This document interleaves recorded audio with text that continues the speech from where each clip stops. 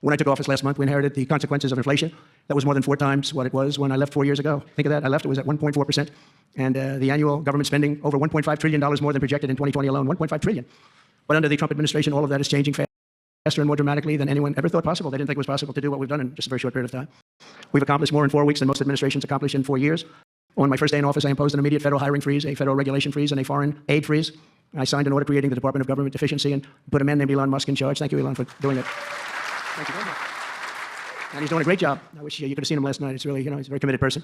He's a very serious person. And he's a very high IQ people. I like high IQ people. Not all have to be, but, it'd be nice to have some people up there that he's a seriously high IQ individual. Now, he's got his faults also, I will tell you that.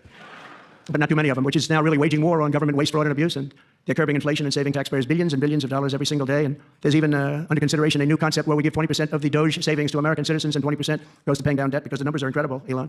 So many billions of dollars, billions, hundreds of billions, and we're thinking about giving 20% back to the American citizens and 20% down to pay back debt, to pay down debt, which is, if you look at value, if it were a real estate balance sheet, the debt is tiny, but we still want to pay it down. Doesn't matter. And we don't look at it as a piece of real estate. It's America. We're going to get it down through intelligence, hard work, and as Elon said, a word called caring. You have to care.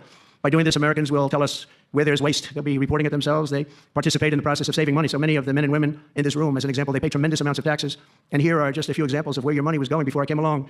These are just some of the, just taken at random. Oh, there are much worse examples than this. I was just looking at them before the speech, and I can tell you there were much worse.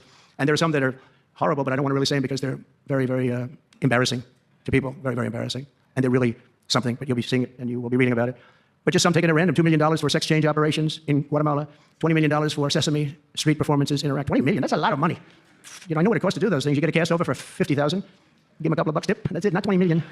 $20 million, that's Gone with the Wind on steroids.